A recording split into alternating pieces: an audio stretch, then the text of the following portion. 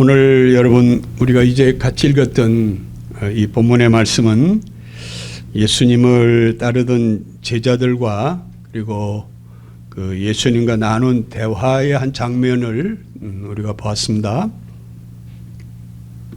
오늘 본문 35절 제가 다시 읽겠습니다. 세베대의 아들 야고보와 요한이 주께 나와 여짜오되 선생님이여 무엇이든지 우리가 구하는 바를 우리에게 하여 주시기를 원하옵나이다. 여러분 이 말은 이런 뜻이죠. 선생님 지금 우리가 원하는 것이 있습니다. 꼭 들어주십시오 하고 지금 부탁을 예수님께 드리는 거죠. 그러자 예수님이 이렇게 말씀을 하십니다. 36절이에요. 이르시되 너에게 무엇을 하여 주기를 원하느냐. 그러자 이 야고보와 요한 두 형제가 예수님에게 이렇게 부탁을 합니다. 그 다음 여러분 37절 봅니다. 여짜오되 주의 영광 중에서 우리를 하나는 주의 우편에 하나는 주의 좌편에 앉게 하여 주옵소서. 여러분 무슨 얘기입니까?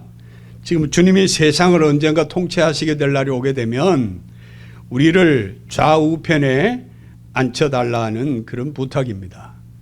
왜 이런 부탁을 했을까요?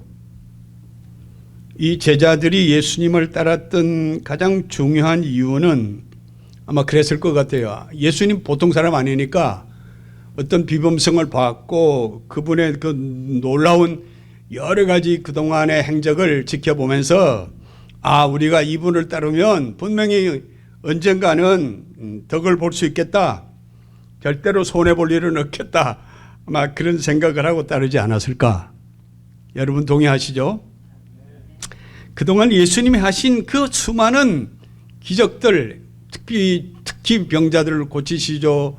여러분 제가 언젠가 주일에 말씀드렸습니다만 오병이어와 같은 그런 기적을 행사하시는 것을 보고 확신을 가졌을 거예요. 아마 분명히 이분이야말로 장차 언젠가는 한 세대를 호령할 수 있는 그런 큰 능력을 가진 어떤 통치자로 아니면 왕으로 분명히 이 세대를 한번 주름잡을 날이 올 것이다 하는 그런 기대를 그들은 다 했을 거예요. 그래서 지난 3년 동안 예수님을 따르는 일이 쉽지는 않았겠죠. 그럼에도 불구하고 그들이 그 어려운 고난을 감수하면서 예수님을 따르면은 언젠가는 이들에게 자신들이 생각했던 안전과 어떤 이익을 보장받을 수 있을 거라 하는 그런 어떤 희망이 있었기 때문이었을 거라고 생각합니다. 자, 그런데 여러분 우리가 이 본문의 이 전후의 맥락을 이렇게 살펴보면 당시의 그 상황이 어떠했는지를 주목해야 해요. 자, 보세요 여러분 35절 오늘 읽었는데요. 그 바로 전 34절을 보시면 어떤 상황이냐면은 이렇게 성경 기록하고 있습니다. 지금 예수님께서 제자들에게 내가 곧 예루살렘에 입성하게 될 텐데 그때 나에게 어떤 일이 일어나는지에 대한 얘기를 하세요. 대제사장들과 서기관들로부터 내가 고난을 받게 될 거다. 그들은 능욕하며 침뱉으며 채찍질하고 죽일 것이나 그는 3일 만에 살아나리라 하시니라. 보세요 여러분. 예수님께서 지금 그 십자가에 처형될 날이 가까워지고 있는 아주 엄숙한 때입니다. 아주 예수님의 일생일대에 가장 아주 처절한 그런 아픔을 경험해야 되는 그런 정말 엄숙한 때입니다. 그런데도 예수님의 이 제자라는 야고보와 요한은 예수님의 당시 상황을 전혀 고려하지 않고 다만 자신들의 어떤 이익만을 위해서 이렇게 예수님에게 청탁을 하고 있어요. 여러분 더 놀라운 사실은 이 야고보와 요한이 이런 부탁을 드릴 때 옆에서 그 소리를 듣고 있던 다른 제자들 12제자라면 그 다른 10제자들이 그 야고보와 요한이 예수님에게 부탁하는 그 말을 듣고 이들이 어떤 반응을 보였는지를 보세요. 마가복음 10장 41절 오늘 읽지 않았습니다만 거기 보면 이렇게 되어 있어요. 10 제자가 듣고 야고보와 요한에 대하여 화를 내거늘 그랬어요. 왜 화를 냈겠습니까? 아니 너희만 그 자리에 간다는 특권을 누가 부여했어? 우리는 못 가? 우리도 그 자리에 가야 해. 너 야고보와 요한 너 두 형제만 특권이 있어? 우리는 무지랭이야? 하고 불만을 지금 토로하고 있는 거야. 이해가 되시죠 여러분? 지금 예수님의 처지는 앞으로 여러분 며칠 있으면 십자가에서 고통당하시고 그 치열한 삶을 살아가실 그 여부를 전혀 고려하지 않고 제자들은 자기 스스로 자리 다툼을 하고 있는 거예요. 예수님 왕이 되면 다 높은 자리다 이렇게 꿈꾸고 있는 거예요. 이런 제자들을 향해서 예수님 여러분 44절을 보면 이렇게 말씀을 하십니다. 너희 중에 누구든지 으뜸이 되고자 하는 자는 모든 사람의 종이 되어야 하리라. 이게 촌철살인이에요. 여러분 이거 예수님 하신 말씀을 듣고 제가 가만히 생각해서 이 제자들이 이 말씀을 이해는 했겠는가? 어떻게 반응했을까? 이 예수님이 하신 말씀을 듣고 과연 제자들은 어떻게 그 말씀을 받아들였을까? 아마도 제자들 생각은 그랬을 것 같아요. 우리 선생님이 지금 무슨 말씀을 하시는지 도무지 이해할 수 없는 궤변을 하시는 건 아닌가? 그런 생각을 했을지도 몰라요. 왜냐하면 예수님의 말씀은 대체로 당시의 상식으로는 이해될 수 없는 보편적인 얘기가 아니기 때문에. 생각해 보세요 여러분. 제자들은 지금 예수님이 너무 세상을 모르시는 것 같아. 정말 답답하신 분과 같이 여기지 않았을까? 어떻게 사람이 어뜸이 되려고 그러는데 사람의 종이 되어야 한다고 말씀을 하실까?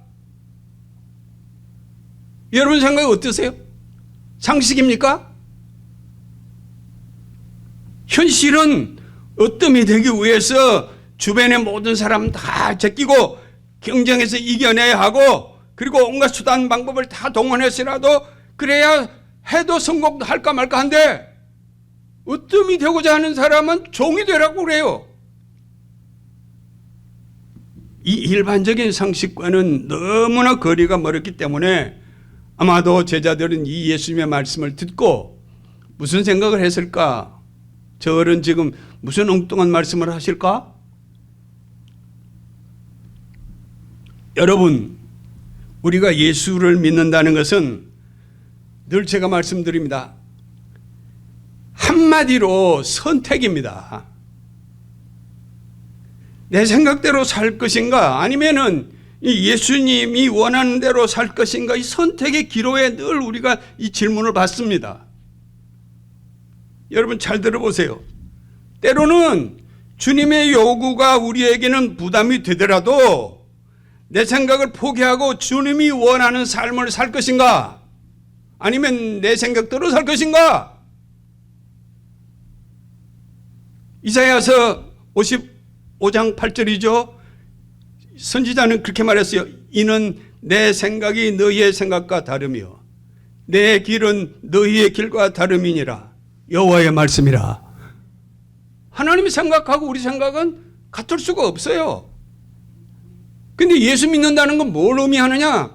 내 생각은 포기하고 하나님 뜻대로 하나님의 요구대로 산다는 결단이 없으니 불가능한 거야. 그렇습니다. 주님의 생각은 우리의 상식과 이성으로는 이해할 수 없는 일이 너무너무 많지요. 그것이 우리가 따르는 것이 어렵더라도 우리가 믿는다는 것이 뭐예요? 이해가 안 돼도 다른 결단을 해야 되는 거죠. 동의하십니까 여러분? 응? 우리의 그 잘못된 가치관을 깨트리고 우리가 궁극적으로 추구해야 할 것은 뭐냐면 주님이 원하는 대로 살겠다고 나선 사람들이요.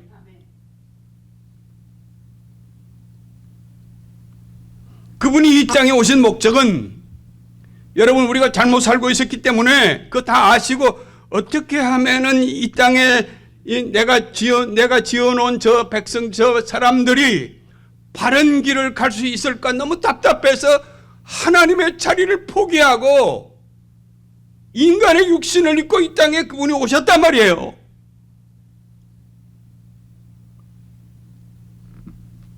그래서 삶의 바른 가치관을 심어주기 위해서 예수님이 친히 이 땅에 우리의 몸, 우리와 같은 육신의 몸을 입고 오셨습니다. 그러므로 여러분 우리가 예수님이 하시는 그 행위와 말씀은 우리 생각으로는 때로는 전혀 이해가 안 되는 부분이 없지 않아 있습니다.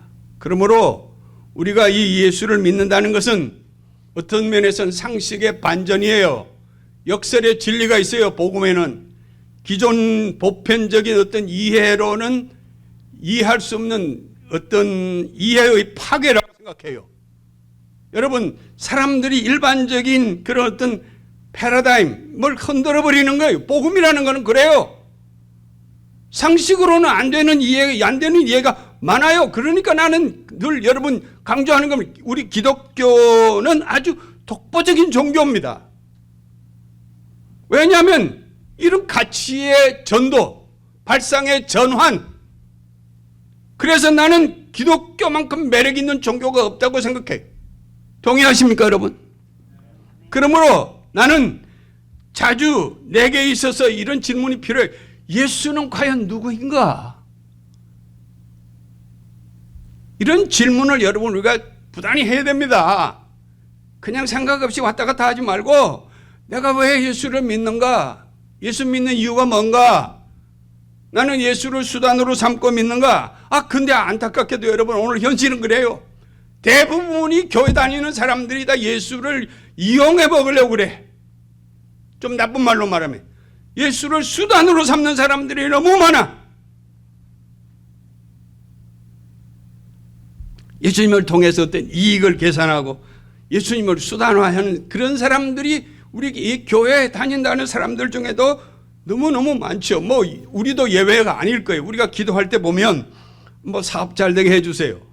우리 자녀들 잘 되게 해주세요. 우리 아이들 좋은 대학 가게 해주세요. 여러분 우리 아프면 다 건강 회복시켜 주십시오. 다 이런 기도 드리죠. 저도 예외가 아니에요. 지금 손자들이 넷인데 딱 1년 2년 사이로 대학 가는 놈, 대학 갈 놈이 있어. 그러니까 늘 기도할 때마다 아이들 위해서 기도합니다. 아내도 그러고 저도 그러고.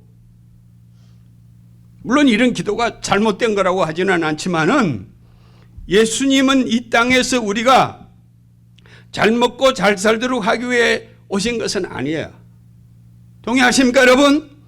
물론 예수님도 이 땅에 계실 때 병든 자들 고쳐주셨고 또 가난한 사람들 위로하고 뭐 배고픈 사람들 먹이시고 하는 그 일은 하셨어요. 현실적인 필요가 있었기 때문에 예수님이 기적도 베푸시고 그들을 고쳐주시기도 하고 그들을 배불리 먹이기도 하시고 그런 일을 안 하신 건 아닙니다. 그러나 그것은 예수님의 궁극적인 오신 이유가 아니에요. 이 땅에 예수님이 오신 목적은 우리가 이 땅에서 편하게 뭐 평생 잘 먹고 잘 살도록 하기 위해서 오신 게 아니라 그 말이에요. 동의하십니까, 여러분? 그러므로 여러분, 우리가 예수를 믿는다는 것은 어떤 세상적인 가치관을 갖고 그분을 따르는 것은 불가능합니다. 왜냐하면 예수님은 전혀 우리의 생각과 다르시기 때문에.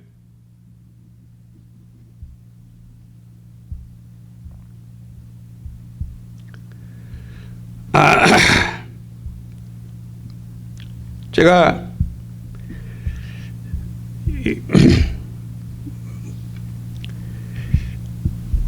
오늘 본문 이게 마가복음 10장 44절에서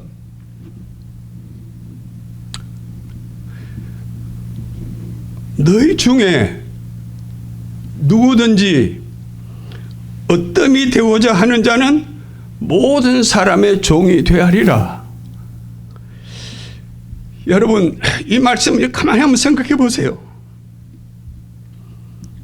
종이 될 뿐 아니라 모든 사람의 종이 되라고 그랬어요. 이러한 예수님의 말씀이 상식선에서는 이해될 수 없는 것이 맞습니다. 어떻게 으뜸이 되려는데 종이 되어야 하는가?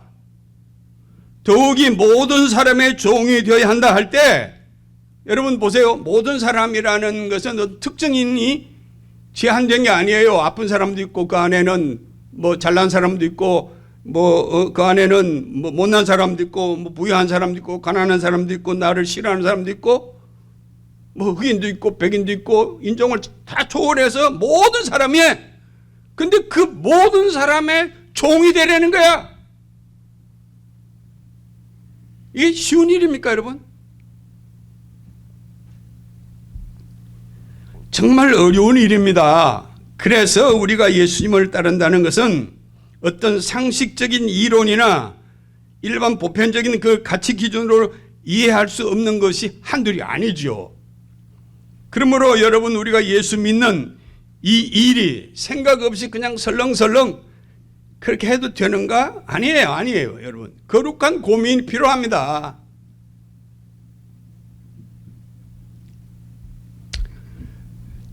지난해입니다. 새벽 기도일 나갔더니 우크라이나에서 선교를 하신다는 선교사 한 분이 오셔서 그날 말씀을 전했습니다.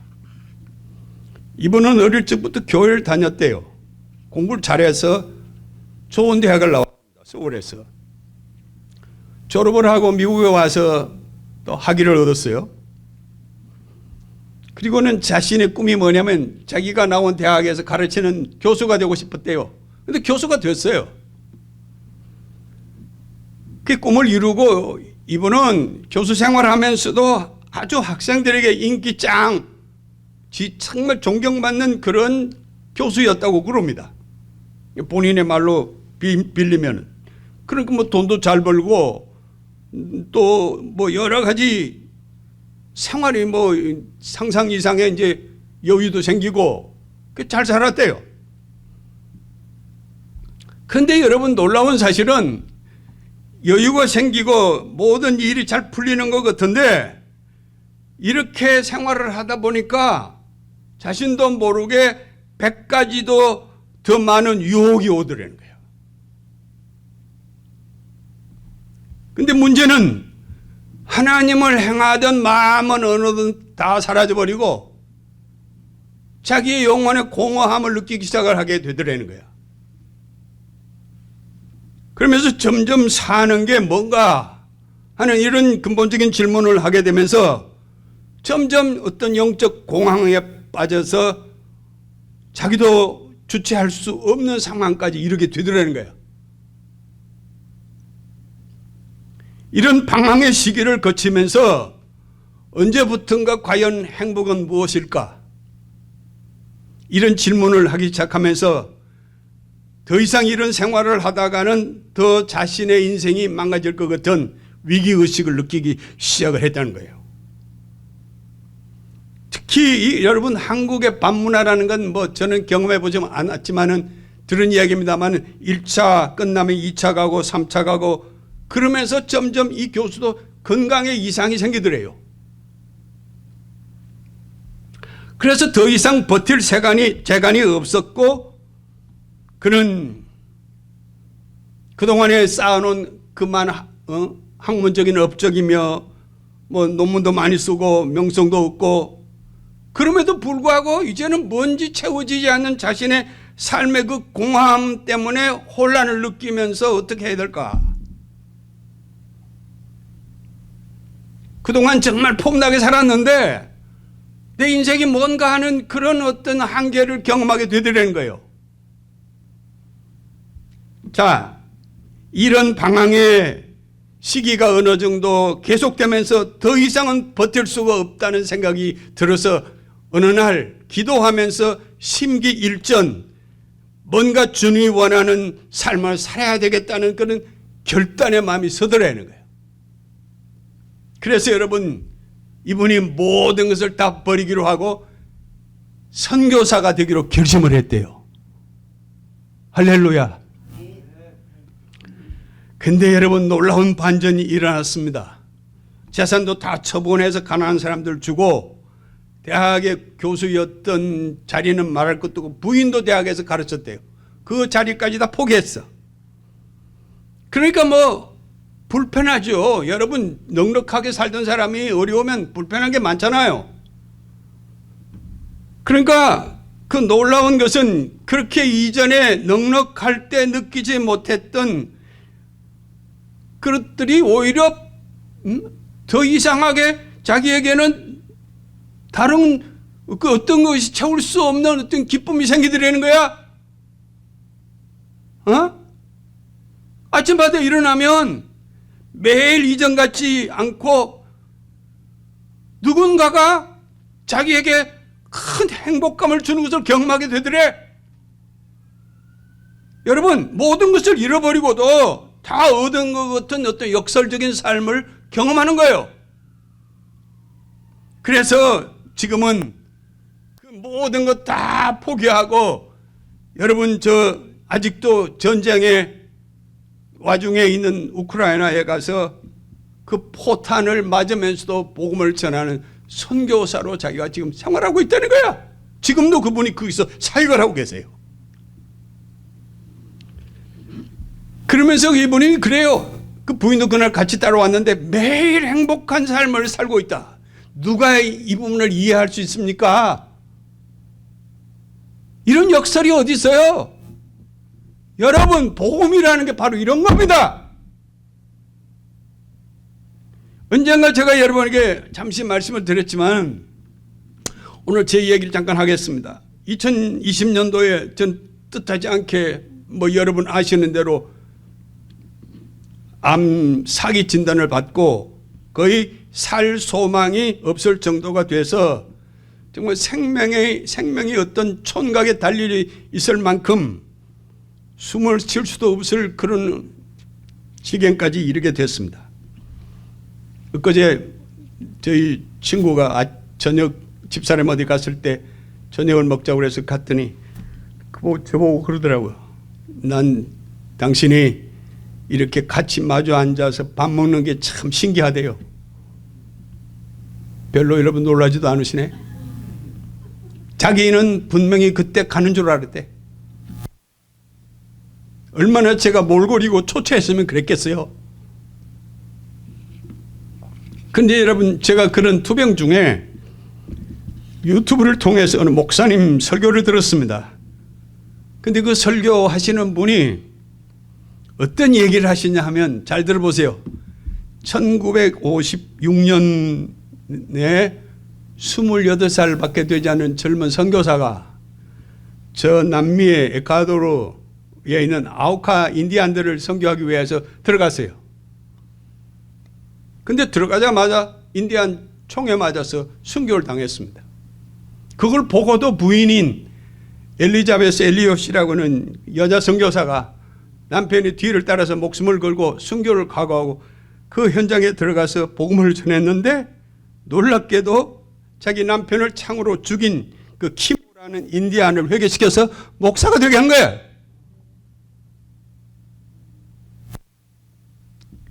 근데 여러분, 이 선교 비화를 기록으로 남긴 책이 있습니다. 그것이 뭐냐면은 전능자의 그늘이라는 책이에요. 영화도 되고 그랬습니다.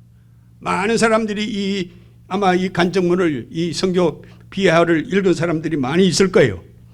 근데 이 책에 보면 그 순교하신 짐 엘리엇이라고 하는 선교사가 남긴 어록 중에 이런 말이 있어요. 한번 들어보세요, 여러분.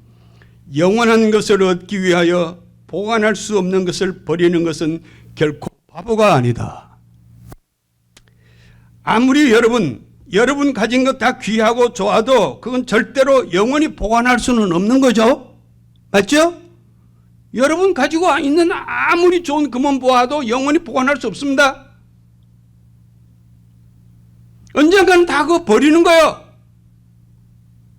동의하십니까, 여러분? 여러분의 돈, 여러분 명예, 여러분 심지어 이 목숨까지도 언젠가는 다 버리고 말 것들이죠. 이거 영원히 보관 못합니다. 맞아요?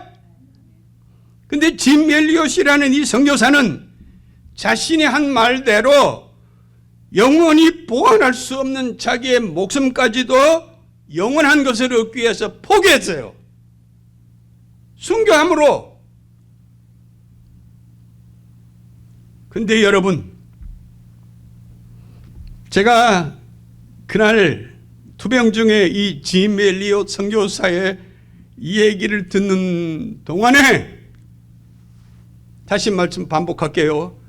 영원한 것을 얻기 위하여 보관할 수 없는 것을 버리는 것은 결코 바보가 아니다. 여러분, 이 말씀이 제게 얼마나 위로를 줬는지 몰라요. 이 세상 것 다 언젠가는 다 버리고 마는 건데, 아무리 애를 쓰고 아무리 병을 고쳐도 여러분 언젠가는 다 버리고 마는 거 아닙니까? 여러분 장롱에 아무리 수만 달러 돈을 모아놔도 다 언젠가는 다 버릴 거 아닙니까? 그렇다면 우리가 영원히 보완할 수 없는 것을 얻기 위하여 애쓰기보다는 영원한 것을 얻기 위해서 보관할 수 없는 것들을 포기하는 것이 과연 어리석은 일일까? 이런 질문이 생기는 거예요. 여러분 잘 들으세요. 세상은 잠시입니다. 동의하십니까, 여러분? 이따가 다 없어집니다. 아무리 여러분 금고에 금은 보화를 가득 채워두어도 그 영원히 보관할 수 없습니다. 언젠가 다 없어질 것들입니다. 맞아요? 우리는 기도할 때마다 그저 부자 되게 해달라고, 하나님께 우리 자녀들 잘 되게 해달라고, 또 오래 살게 해달라고, 주님 기대와는 상관없이 그냥 우리만을 위해서 기도하는 일이 다반사야. 이 야고보와 요한인가 우리가 뭐 크게 다를 게 없어요. 생각해 보세요, 여러분. 정말 해야 할 기도는 저 뒤 후순위로 다 미루고 그냥 급한 것 위해서 기도하는 경우가 얼마나 많습니까? 정말 중요한 것하고 급한 것하고 내가 언제 말씀드렸죠?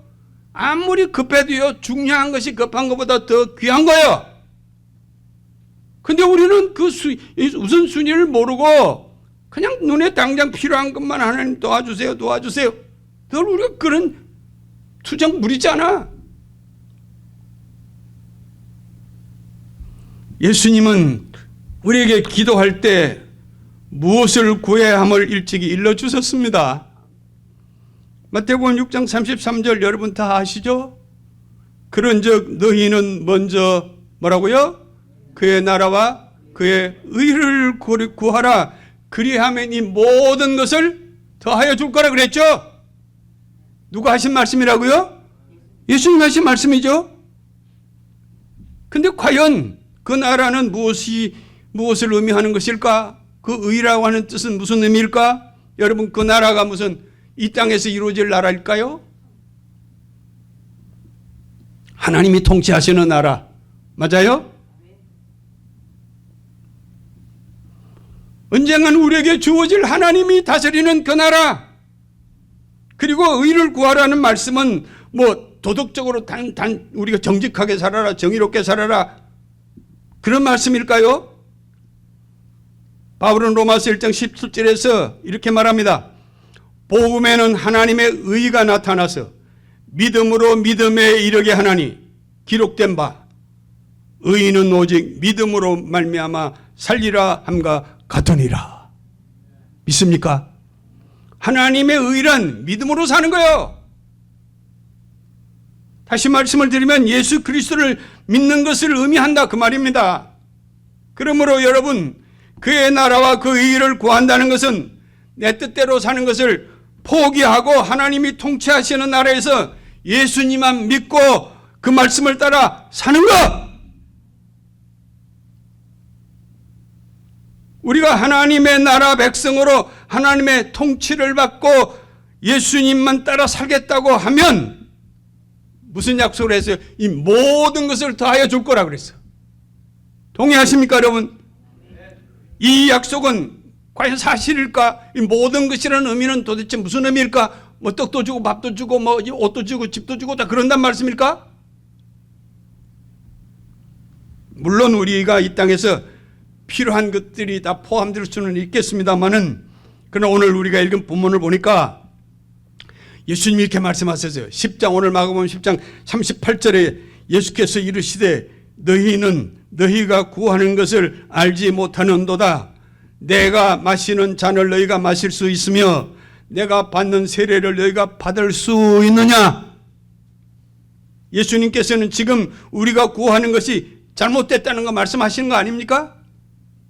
물론 먹고 사는 것 중요하지만은 그보다도 우리가 궁극적으로 구해야 할 가장 정말 중요한 것이 이 땅에서 잘 먹고 잘 사는 것이 아니라, 들어보세요. 예수님은 내가 마실 수 있는 잔을 너희가 마실 수 있으며 내가 받는 세례를 너희가 받을 수 있느냐 하고 재차 우리에게 도전해서 질문하십니다. 여러분, 예수님이 마시는 잔은 무엇이며 예수님이 받으실 세례는 무엇일까요? 이 잔과 세례는 오늘 우리가 행한 성찬이지, 예식을 통해서 우리가 경험하고 있습니다. 여러분, 성찬은 예수님의 죽으심을 기념하는 것 맞죠? 나를 위해서 그분이 십자가에서 죽으신 그 대속의 은혜를 기억하면서 우리가 감사하는 예식입니다. 동의하십니까, 여러분? 그런가 하면은 세례는 죽으신 예수님의 그 십자가의 공로로 인해서 내가 죽고 내가 죽어야 할 것을 주님이 대신 죽어주심으로 우리가 새삼으로 태어나는 것을 상징하는 거예요. 그래서 로마서 6장 3절은 이렇게 성경이 기록합니다. 무릇 그리스도 예수와 합하여 세례를 받은 우리는 그의 죽으심과 합하여 세례를 받은 줄을 알지 못하느냐. 세례는 주님과 우리가 하나 되는 놀라운 사건이에요.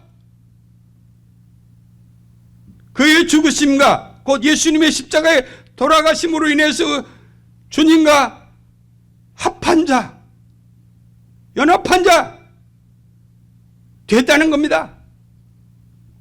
그러므로 여러분, 주님이 십자가에서 죽으신 것은 우리로 하여금 부자 되어서 잘 살도록 하시기 위해서 죽으신 것일까요? 여러분, 부자는 예수 안 믿어도 얼마든지 됩니다. 오래 사는 거 내가 언제 말씀드렸나요? 우리 한국에서는 100세 이상만 지금 2만 명이 넘는데요. 안 믿어도 오래 살아요. 우리에게 주님이 그런 세상의 것들을 보장해 주시기 위해서 오신 거 아니라는 거 믿으십니까, 여러분? 적어도 우리 교회 이 예배드리러 나오는 여러분들만이라도 나는 왜 예수님이 이 땅에 오셨는지 제대로 알고 예수 믿었으면 좋겠어. 로마서 6장 4절입니다.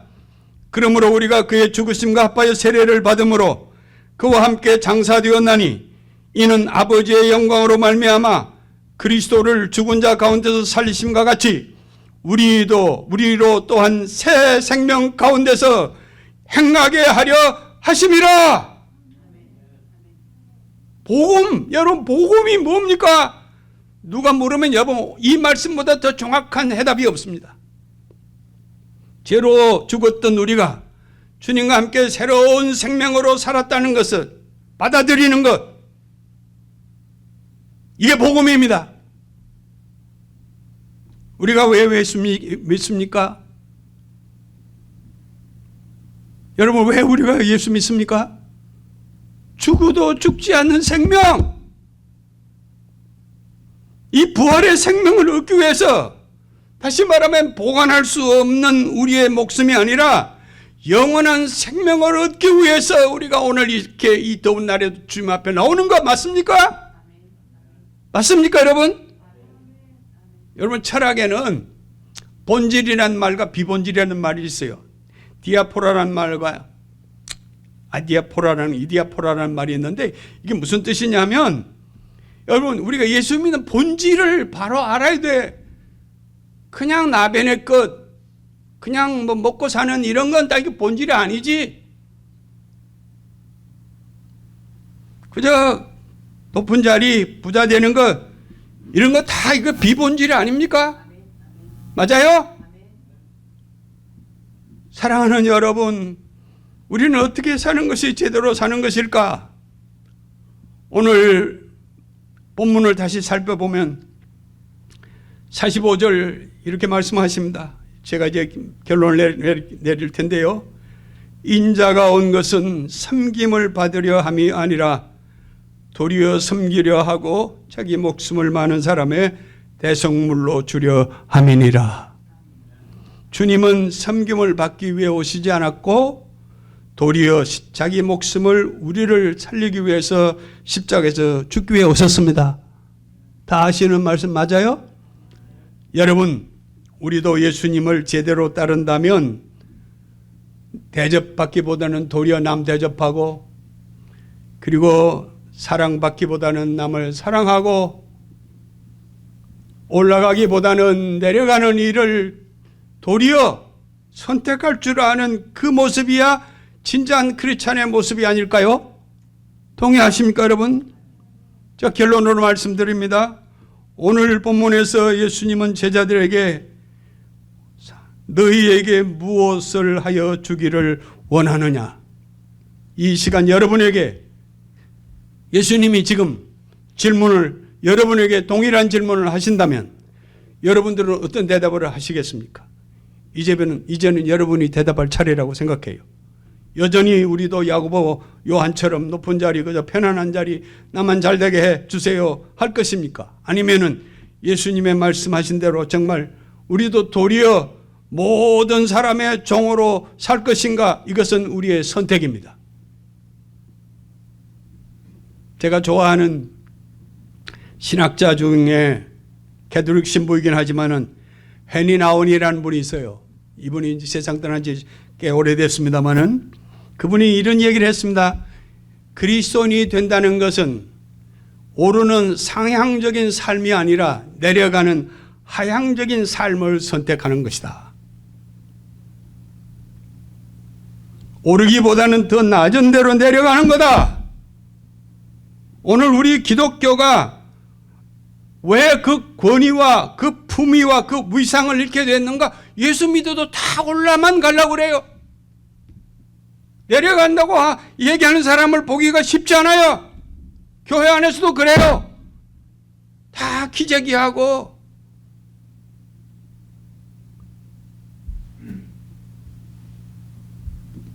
마태복음 7장 22절 이하 예수님이 그랬습니다. 그날에 많은 사람이 나더러 이르되 주여 주여 우리가 주의 이름으로 귀신을 쫓아내며 주의 이름으로 많은 권능을 행하지 아니하였나이까 하리니 그때에 내가 밝히 말하되 내가 너희를 도무지 알지 못하니 불법을 행하는 자들아 내게서 떠나가라 하리라. 평생을 여러분 우리가 예수 믿고 마지막 우리 주님의 심판대 앞에 섰을 때 난 너 몰라. 너 누구지?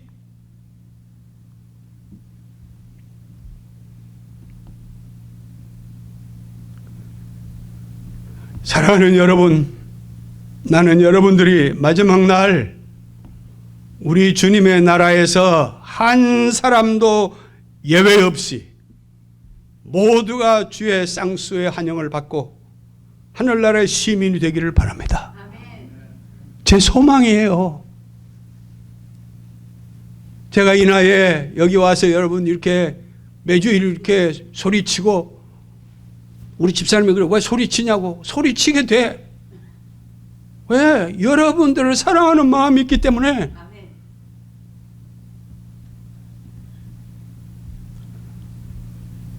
마지막 날 다 주의 나라에서 함께 기뻐하며 노래하며 춤추는 그날이 오기를 주의 이름으로 축원합니다. 기도합시다. 하나님, 우리가 주를 따르는 목적이 사사로운 우리의 어떤 이익이나 이 땅에서 어떤 안전을 보장받기를 원하는 그런 부끄러운 생각으로 주님을 따르는 자가 되지 않게 해주시옵소서.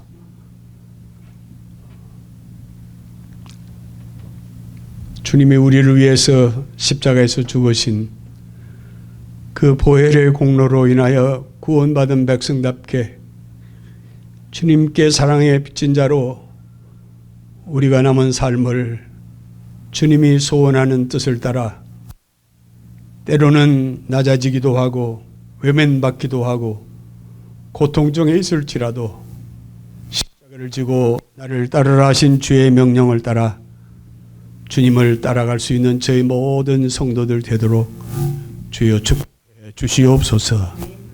예수님의 이름으로 기도하옵나이다. 아멘.